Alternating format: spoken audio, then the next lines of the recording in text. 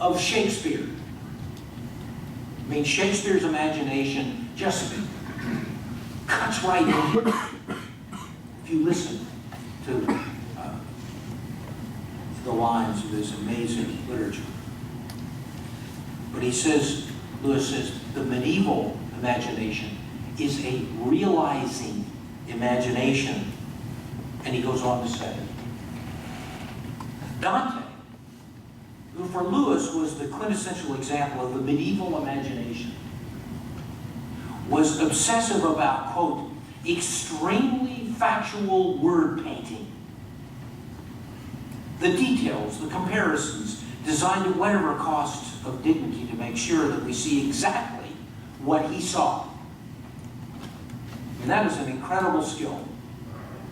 For an author to paint a picture of words that brings you to the point of seeing exactly what he's seeing in his mind. That sounds so simple, doesn't it? Try that sometimes. Now, Dante, and this is typically medieval, this realized imagination. The Middle Ages are unrivaled until we reach quite modern times, which is an insightful reference to foreshadowing in medieval culture to the modernist. In sheer foreground fact, the close-up. The great irony of the Inklings, especially of Tolkien, Lewis, and Williams, realist theology, though communicated by way of fantasy, legend, and the story, is the only theology that leads to theology that is a realistic view of God and all of life. I mean, it sort of makes sense, doesn't it? That if you think theology is only symbolic, then you will end up with a distorted view of God and the world.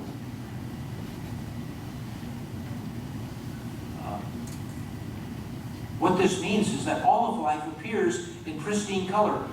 On the road to Emmaus, when we read in Luke, when they partook of the Eucharist together, those travelers on the Emmaus road, walking with the Messiah himself, and yet he was right there in front of them, and they couldn't see him. There's that play in the Gospels, you know, always on blind people who can see better than people who have eyes. And people who have eyes, who can see perfectly physically, are blind as bats spiritually.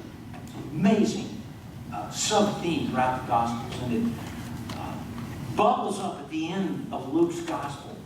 And Luke says,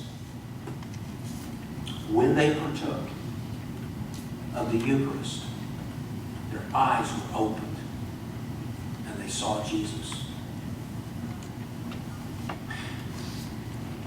Well, this was the view of the medieval imagination, according to Lewis and Tolkien, and of Dante and all his friends. The medieval scholar Norman Cantor states that for Lewis, this medieval imagination was the product of a tense interaction of three cultural traditions. And so let me summarize these three cultural traditions that, as Norman Cantor says, rest on a tripartite foundation. First is what is called the Romantic. The Romantic tradition that attained its highest development in courtly literature that appears in the Middle Ages. This phenomenal type of literature. The love of poetry, of the aristocracy of France, of southern England, of the Rhine Valley in the latter 12th and 13th centuries. The world in the Middle Ages of courtly love. A powerful theme that comes out of the Middle Ages. I mean, we kind of take it for granted because it's so influenced our culture. It comes right out of Bernard of Clairvaux, who is one scholar, you know, has described the great insightful theologian on the love of God. And the others writing later about the love of God, which of course is a powerful theme in the Holy Scriptures. And it's pointedly captured in the Anglican way. Perhaps more so than any of the other great traditions. Take the prayer book sometime and see how much the love of God is mentioned. I once had an elderly lady who was a literary scholar in one of my parishes, and I had only gotten to know her after she had long since retired. And she said she had come from another Protestant background, and she said, the first time in the 1930s when I worshiped in an Anglican church, I found the love of God. Now it's very Celtic. There's a great theme, and it surfaces in the Middle Ages. And Bernard of Clairvaux, who was so influential on many of the 16th century reformers, an often forgotten fact, but just see how much they quote Bernard in their writings. And it's this amazing view of the love of God. And that in the high Middle Ages, the bride of God needs this defender, this knight defender, who will protect her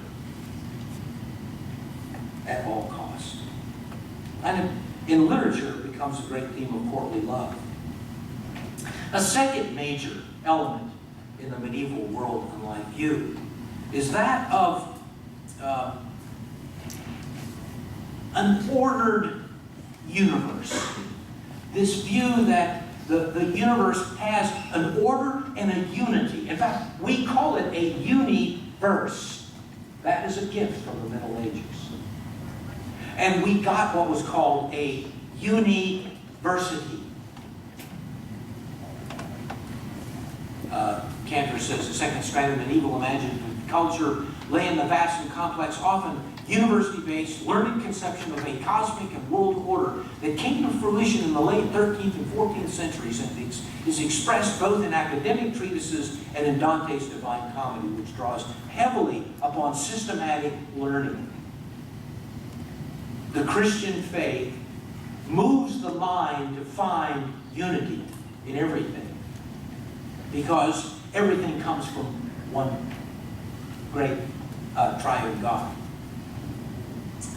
And a third great theme in the Middle Ages that we might tend to miss is that underneath these two cultural traditions of courtly love and the learned structure of cosmic order lies a third force, the pristine, instinctive feeling of a warrior society that became hedged about and largely, but not entirely, submerged by the consciously developed other two cultures. Nowhere is the medieval world and life view more prevalent than Lewis' 7-volume Chronicles of Narnia. But when we read the Chronicles of Narnia, and we read Lord of the Rings, they give us the view of a world that's being terrorized by hordes of evil people. And for Tolkien, it's the orcs. Massive hordes coming to terrorize the Western world. And so they write about that. And of course, you may know that in the Middle Ages, that great fear led to a spiritual awakening of being overrun by hordes of evil. And you know, in both their stories, and especially in Lord of the Rings, it's always fascinating how that when it looks darkest, you know, you've got that great scene of Gandalf with the light breaking forth, and Gandalf appearing and coming and rescuing. Well, that's a great medieval theme. That when it gets darkest, God is going to do something. Light is going to appear from heaven. And where you least expect God to come from, He's going to come from there. Like an atheistic academic in one of the great universities of Europe, Oxford, C.S. Lewis. who had dabbled on the other side in the occult, who was an atheist to the core, and yet he becomes one of the greatest Christian apologists in modern times. In fact, my dissertation advisor, Alistair McGrath, would always say to me, he said, you know, watch out for those people who are most vehement against God. They have a way of getting converted. I.e., St. Paul. Who was he?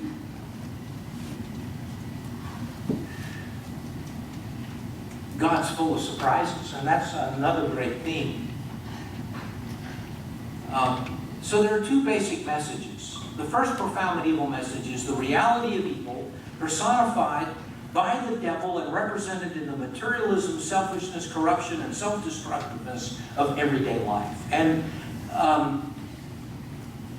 Lewis and Tolkien differed on their views of whether you should talk about the devil or not talk about it. Tolkien would tell Lewis and believe, you know, don't talk about Satan. I mean, if you talk about Satan, he's going to attack you. Well, Lewis said, but I have to talk about Satan. I have to tell people that he's real and just what he's up to. And he's tricky and he's sneaky. And he's always trying to divide and ruin the people of God. So you'll notice that Tolkien never talks about the devil. Now, evil, I mean, he portrays evil. You know, Sauron and, you know, the great dark wizards of Lord of the Rings, Saruman. But he doesn't per se talk about the devil, and he would tell you that these are not necessarily allegories of Satan, because he didn't like that vehicle of writing. But C.S. Lewis would indeed talk about a personal, real Satan. And he wrote those magnificent letters, Screwtape letters, that got him on the front cover of Time magazine in 1949.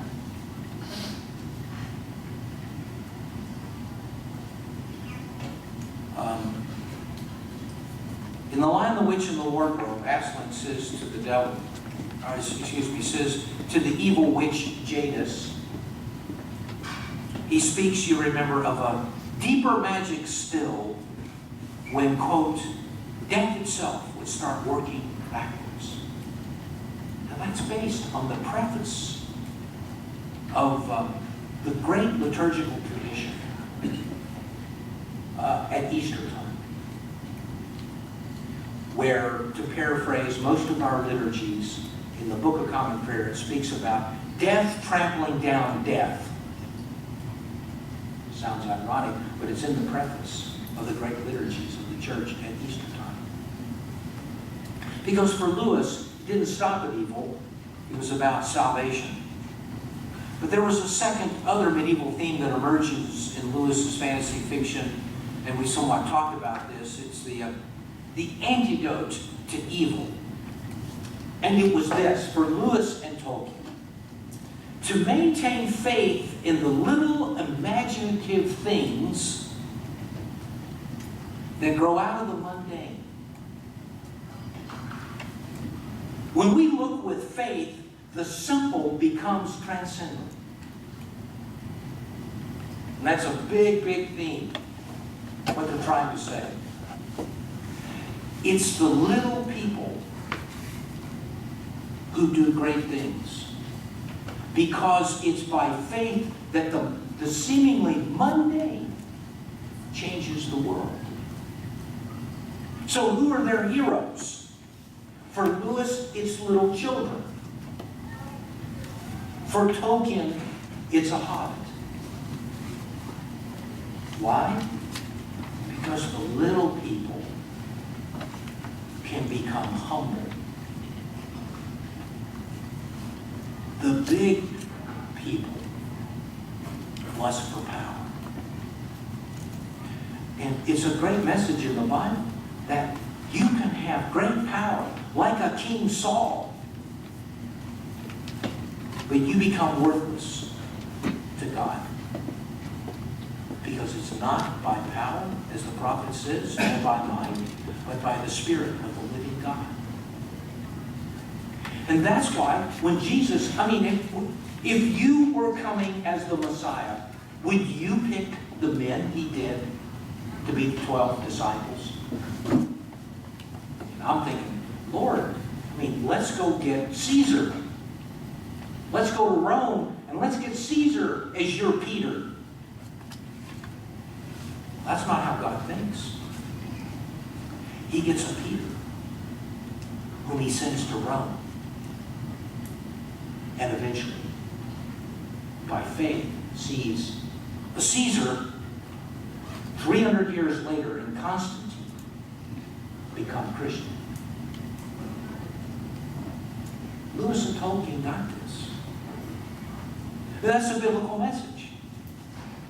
Humility is the way to true power in the Bible. Power is the way to pride and destruction. Pride is at the threshold of all of the vices of fallenness. And humility that is so poorly understood in the modern pop Christian culture world. Who talks about humility? Have you found a great book on humility lately? I wonder why. Man, Satan's already got us, right? But you found a lot of books about power and how to get power. Well, in The Silver Chair, Lewis's book, is a quote, "The witch tries to stop goodness by denying the possibility of putting a romantic shine on the mundane world." She's always trying to do that. You've read that story. She says, quote, "Look how you can put," she's speaking to the Marsh Wiggle and the travelers with him. "Look how you can put nothing into your make-believe without copying it from the real world. This work of mine, which is the only world, i.e. the world below is the real one." In The Silver Chair, she's made this world that she says is the real world, and it's the world below. It's hell. And that's the way fallen humans think. They think hell is the real world. That's not the real world. That's not what God ordained. And then old great Puddleglum, the Marsh Wiggle, responds with these words. He says, "We're just babies making up a game, if you're right. But for babies," maybe is Lewis thinking about the Inklings? The four? Maybe. "But four babies playing a game can make a play world which licks your real world hollow."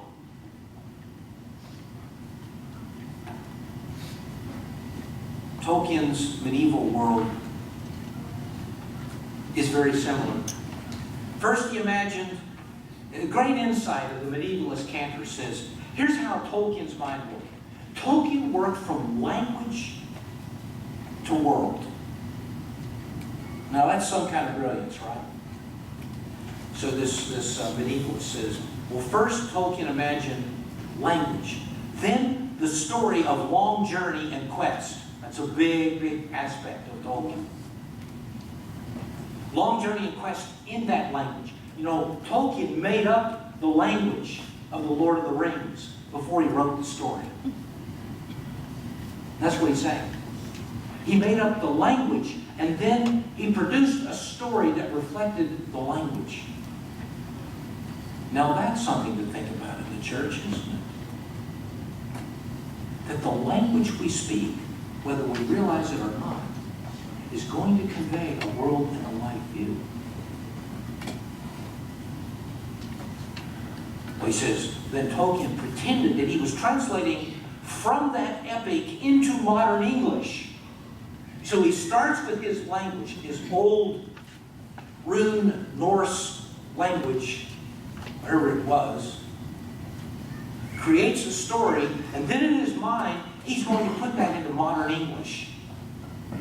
Because when you read Lord of the Rings, don't you have in the back of your mind that there is this language that they're speaking? And they were, because Tolkien had created the language first, before he wrote the story. By the way, he hand-typed himself, one copy, carried it all over the place. I mean, you know, it'd drive publishers crazy nowadays. But of course, you know, they didn't have copying machines.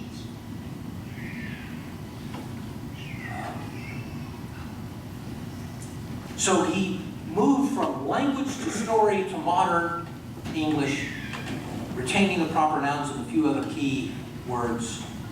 Cantor says, a triple-decker work of imagination. Old language, story, translation. Tolkien explained to the great poet W.H. Auden, quote, "It has always been with me the sensibility to linguistic pattern which affects me emotionally like color of music." Amazing mind, right? It's the way you think, right? It's the way I think. No. Linguistic pattern affects me emotionally like color of music. The deep responses to legends that I would call the Northwestern temper and temperature.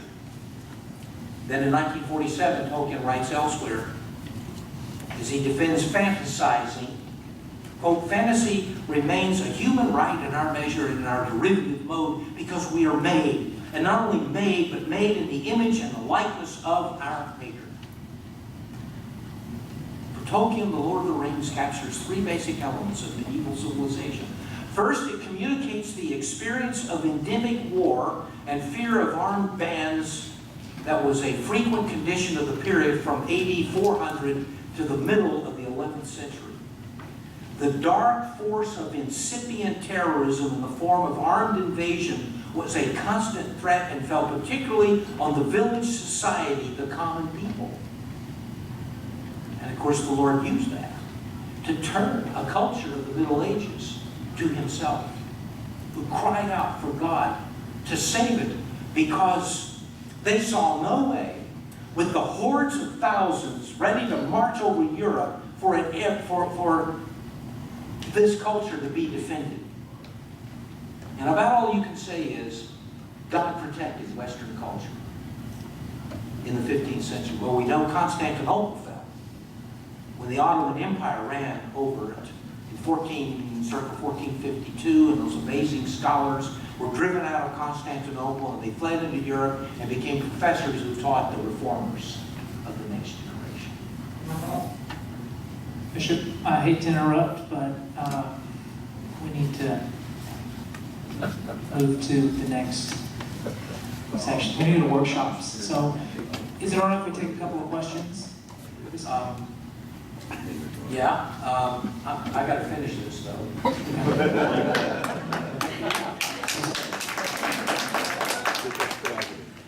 Second, the rings makes us feel the circumstances and condition of a long journey, undertaken not by a great nobleman with a powerful retinue, but by an ordinary soldier with 2 or 3 companions. Again, it's the small people. And third, Tolkien stresses for us what C.S. Lewis believed, that medieval heroism was not a special manifestation of an aristocratic culture, but something that existed among people of relatively humble origin, like the hobbits. And I'll leave you with this one last statement that's in Lewis's The Last Battle. The message of both Tolkien and him resounds, quote, "Now at last they were beginning chapter 1 of the great story, which no one on earth has read, which goes on forever, in which every chapter is better than the one before." Okay, maybe a couple of questions now. Keep Father Casey happy. I have one question that was submitted. Did anybody else submit a question via email? I didn't receive it. Question was, which writers from the Middle Ages did Lewis and Tolkien seem to appreciate? Well, of course, they read theologians like Boethius, Dante, and Aquinas. They both read deeply in Thomas Aquinas and reflected his theological and philosophical construct, which we can take issue with, but to be fair to Aquinas, he was rescuing a plummeting theology in the Western world, with his categories. And he's one of the first great theologians who has a vision for converting Islam. But we could go on. Good question. Any other questions?